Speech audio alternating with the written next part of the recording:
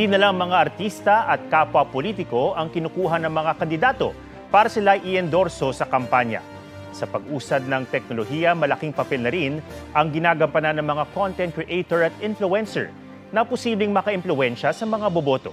Narito ang aking Voter Education Special Report. Nakakatawang skits man, Pamay na lang po, mais kunyelo. travel tips, Pero magiging bowling ball ako nang wala sa oras. o fashion hacks. May entry dyan ang mga content creator na sina Gaya Polly at Adrian. Yung mga content na pinupost ko talaga is yung mga relatable contents na tungkol sa pang-araw-araw na buhay. Usually yung mga POV ng mga nanay mo na tumatawad sa palengke na sobrang grabe yung tawad tungkol sa buhay ng isang pamilyang Pilipino. I did POV, fashion, skit, nag-beauty na rin ako, skincare. I consider myself as a lifestyle creator.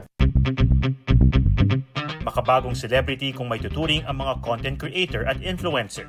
At sa mga nagdaang eleksyon, naging bahagi na ng campaign strategy ng ilang politiko ang pagkuha sa kanila. Ano nga ba ang pinagkaiba nila? Basically, they overlap.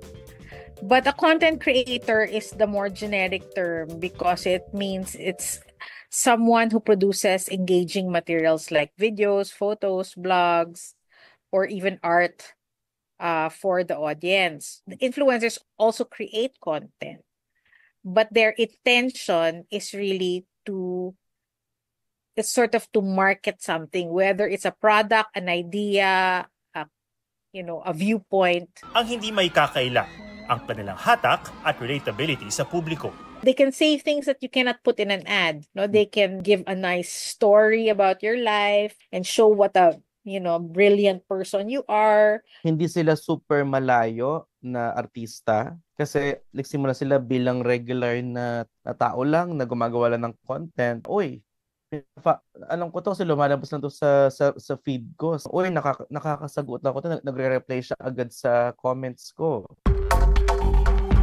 Si Gaya Polly, nakatanggap daw ng collab request mula sa isang kandidato ngayong midterm elections para magpa-endorso. Pero tinanggihan niya ito dahil hindi raw tugma ang kandidato sa kanyang mga advokasya. Sabihin natin na umaabot ng hundreds of thousands to millions. Isipin natin saan nanggagaling yung ganong klaseng kalaking pera. Bukas naman daw sina Gaya at Adrian sa pag-i-endorso. Pero kung may i-endorso man sila, Nagre-research tayo, no? Kinikilala natin ng mabuti. The fact na meron kang malaking platform at ginamit mo yun para sa sarili mong pang-interes, binenta mo na lang rin yung prinsipyo mo. As long as pasok sa prinsipyo ko at alam ko deserve niya ng posisyon sa government, okay ako doon. Malinis ang track record nila. Sa pag-aaral nila Samuel Kabuwag, isang sociologist, ang bayad sa social media personality depende sa ipapagawa ng kandidato. Video ba? Isang picture lang ba? Or isang post? Isang mahabang video? So, yon, iba-iba yung costing. Yung tinatawag sa research namin na pay-per post model. So, para babayaran ka kada post mo. Ang mga influencer at content creator makatutulong para mas makilala ang isang kandidato. Pero meron din ginagamit para manira o kaya ay magpakalat ng maling impormasyon. They can put up anything. They can even invent anything. Unless we do our own fact-checking, there's really no way to determine if what they say is true or not. Nire-require ng COMELEC ang mga kandidato at partido na irehistro ang lahat ng kanilang official social media accounts at iba pang internet-based campaign platforms. Paraan daw ito para i-monitor ang gastos nila sa eleksyon. Ipipresume namin kapag ka nag-endorse ang isang celebrity o ang isang social media influencer na may bayad siya. But it is not against the influencer or the celebrity, yung kandidato hinahabol namin. Kasi dapat may i-report siya. Aminado ang COMELEC na mahirap i-monitor ang mga mismong content ng mga social media page. That may violate the freedom of expression and the freedom of speech. It's a two-edged sword eh.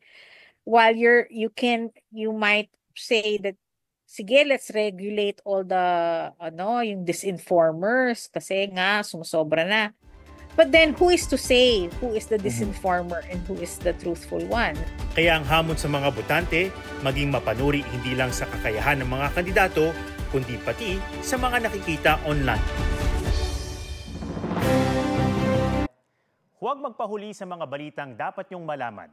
Mag-subscribe na sa GMA Integrated News sa YouTube.